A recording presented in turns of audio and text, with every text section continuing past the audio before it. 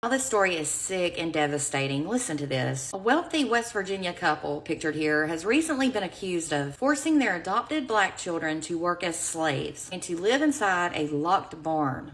And boy, do I hope they get their karma. 63-year-old Donna Lance and 62-year-old Jeanne Whitefeather of Charleston, West Virginia pled not guilty in court today. This was to multiple new charges after their kids were found locked in a run-down shed after the children were allegedly made to do really hard labor on the surrounding farmland. The kids they targeted were reportedly ages 16, 14, 11, 9, and 6 years old. Unreal. It was said that because of their race, they were basically used as slaves. According to an arrest report from October, the 14 and 16-year-old were locked in the old 20 by 14 shed that had no lights, food, or running water. There was also a camera planted in the top left corner of the room. It was said the children reeked of body odor and were said to have been wearing extremely dirty clothes with sores on their feet after a wellness check was done on the house they lived in. Or I should say the outhouse they lived in, the shed. The outhouse had no way of being opened from the inside. It was said that the shed was located on the grounds of the couple's 5-acre, 3-bedroom, $295,000 Sissonville property. Reportedly, they also owned an 80-acre, $725,000 home in Washington, but they allegedly sold that after their arrest in October.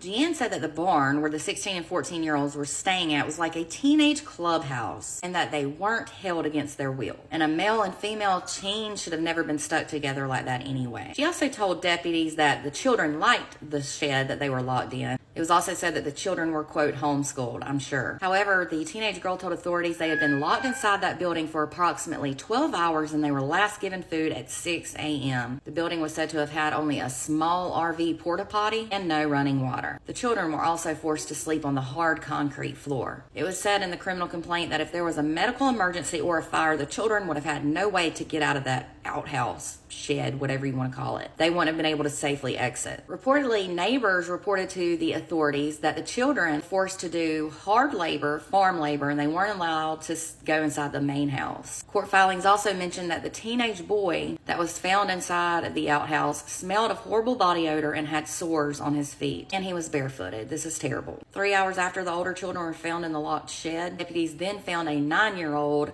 holed up in a part of the loft in the main house, like she was hiding. Then it was said that Donald came home with an 11-year-old boy, while Jeanne surrendered the 6-year-old to authorities, and she has since been staying with friends from the couple's church. So at the time that the deputies were called that day, Child Protective Services were called and they did take custody of the kids, finally. The new charges the couple are facing are human trafficking of a minor child, use of a minor child in forced labor, and child neglect creating substantial risk of serious bodily injury or death. Their bond has now been set to $500,000 each, and that is entirely too low in my opinion. The new charges are due to the couple being found guilty of human rights violations since the couple forced hard labor on the children based on their race, and they were basically used as slaves. Now, prosecutors previously mentioned concerns that the couple's original bond money from February might have come from their alleged human trafficking activities. Reportedly, they have recently sold a home and a ring. Also, reportedly, sheriff's deputies said a report was originally made in May of last year, 2023, about the couple, and then a second complaint was made in September. Well, why did it take so long for these precious angels to be rescued? Tell me that. In both cases last year, deputies said that they didn't find any wrongdoing when they made a trip inside or to the home, and that they found children inside the home and they were eating dinner. One neighbor did call CPS on the family, and she said that she saw the kids out in their yard with their heads down, that they were forced to stand in a straight line, and she also said that she saw a lot of forced manual labor. She also said this, and this isn't surprising. She said, "We never heard back from CPS about the worries."